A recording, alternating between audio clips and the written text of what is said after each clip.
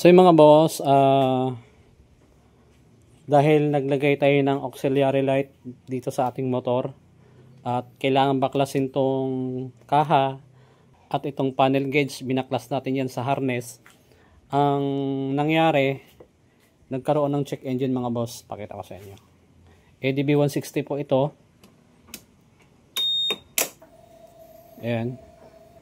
So 4,500 pa lang yung tinakbo, pero yun nga, dahil nagbaklas tayo ng panel gauge, inalis natin, kaya naman nagkaroon ng check engine. So ngayon mga boss, ang gagawin natin, i-reset natin yan, kasi hindi talaga maiwasan mga boss, kapag nagbaklas ka ng panel gauge, magkakaroon talaga ng check engine. So ang gagawin natin dyan, manual reset. So wala tayong mamahaling tools para pang reset dyan. So ang gagawin natin, manual. So gagamitan natin siya mga boss ng maliit na wire. Ito. Mga bossing, ito yung unang-unang step para mag-clear ng check engine sa ADB 160. So ito na mga boss yung ating kapirasong wire. So dito mga boss sa data link connector, hanapin nyo lang yung green na may lining na white at brown. Sasalpak natin. Ayan. Nasalpak na mga boss. Okay. Green na may lining na white at brown. Ayan. So dito tayo mga boss sa ating harap sa panel.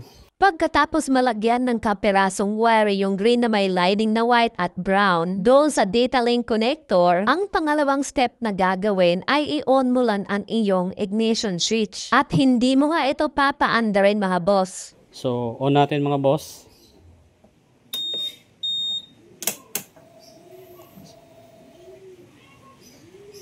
So mag-blink yung ating check engine. Ayan, nag-blink.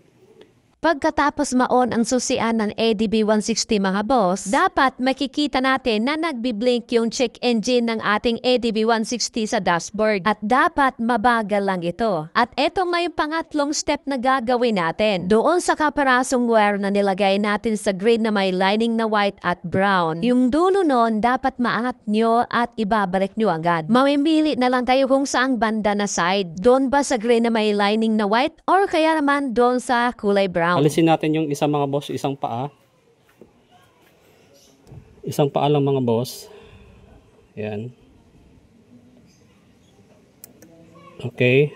Pagkatapos nyo naalis ang kapirasong dulo ng wire doon sa data link connector, kung saan ito nakatunsok, dapat mabalik agad. Tapos dito tayo sa harap.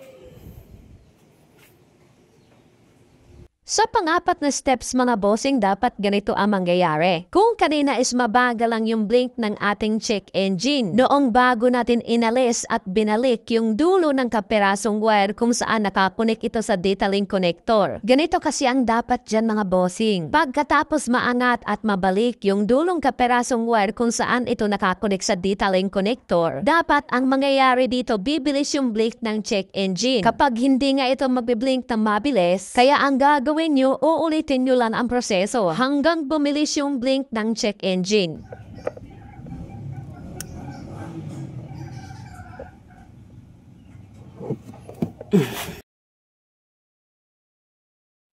Pansin nyo mga boss, di ba medyo bumilis yung blink ng check engine? Ibig sabihin no, successful yung ating pag-clear ng error history sa kanyang memory. Tapos off natin mga boss.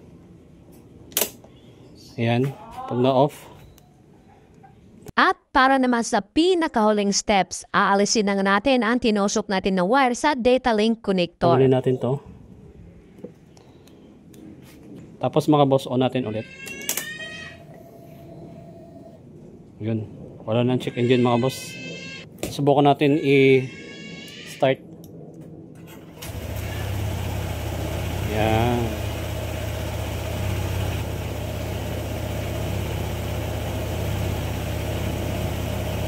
Okay.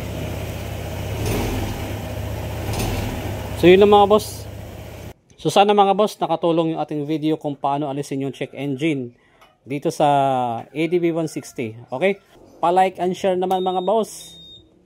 Ayan. So this is Light Moto mga boss. Ride safe and God bless. Ayan. Bye.